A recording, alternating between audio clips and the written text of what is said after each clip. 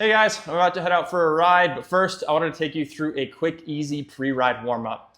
This is going to reduce your risk of injury, increase your performance on the bike, and it's going to leave you feeling a heck of a lot less beat up post-ride. Now, if you're following along at home, I hope you are, grab yourself a foam roller, a resistance band, spot on the ground, and let's get started.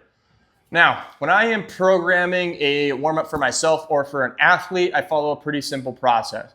1, soft tissue work. 2, mobilize. 3, activate. So for soft tissue work, I tend to start broad with a foam roller, and then I'll go in and target pain points towards the end.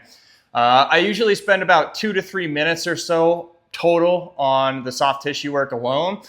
This is gonna be a great way to move fluid around your tissues, prime them for future movement. It desensitizes your tissues, and it also helps improve the gliding and sliding surfaces of your contractile tissue. Starting with the glutes here, I think major muscle groups, glute, quad. Those are the 2 that I'm focusing on here. Starting out with the glute here, I'm gonna cross one leg over my right leg and work on that side, right leg over the left, and I'm going to roll over onto my right glute. And I'm just gonna work up and down here. Think of maybe 30 seconds or so. If you have spots that are a little bit more tender than others, you can focus on those.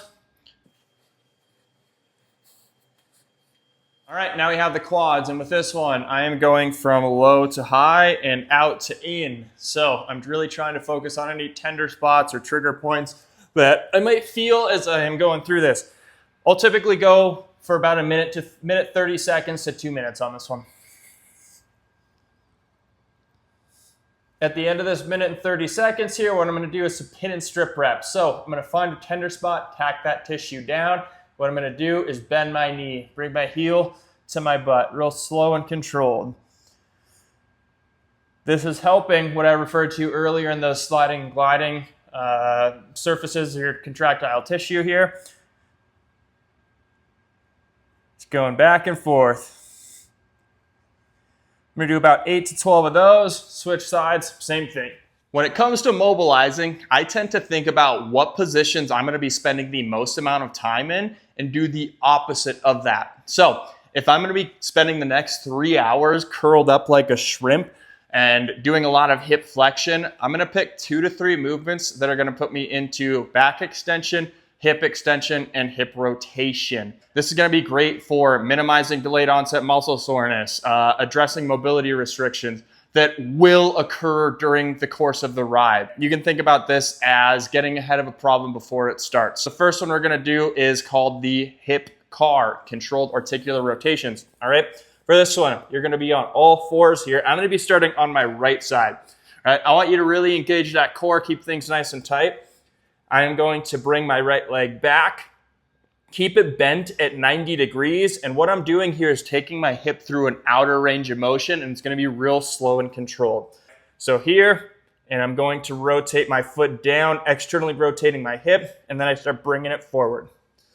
So back up here, here, outer range of motion. Push that hip forward as far as you can as well.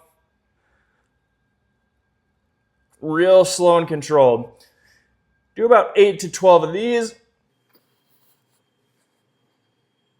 And then switch sides. Next, I am going to go into some back and hip extension. So this one is a prone Cobra, pretty common one. All right, I'm gonna get on the ground here, face down. I'm gonna bring my hands just right outside my shoulders. What I'm gonna be doing is pushing up like this, taking a big deep breath. Feeling a nice solid stretch in through the front side, my abdomen, probably down to my hips a little bit as well. And then here. I'm gonna go probably about 8 to 12 of these, a 3-second hold. And with this one, try and relax the glutes. Don't need to be tensing up back there.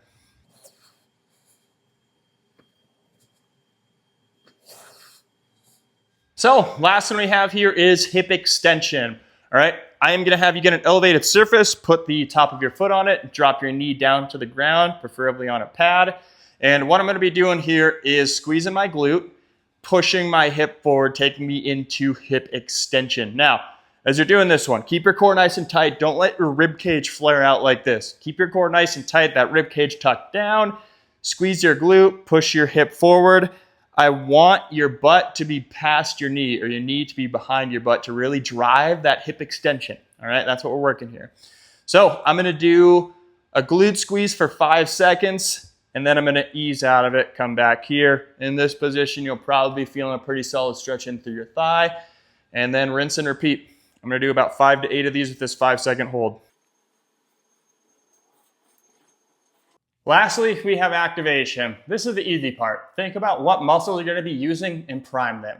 Pick 2 to 3 movements that activate your glutes, your quads, your hamstrings, and your core. The first one I'm gonna be doing to get my glutes and my core going is the side plank clamshell hold. So grab a mini band, put it on just above your knees, get in a side plank position. You're gonna prop up into that side plank on your bottom knee and lift your top one up.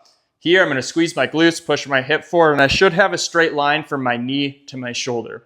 Hold this one 20 to 30 seconds per side. Next, we have standing hip abductions. For this one, put the band on just above your knee, and you're gonna be balancing on one single leg. So bend at the hip and the knee. You're gonna bend the non-working side, my right side, 90 degrees, and you're just going straight out to the side. Pause a couple seconds here and bring it back in.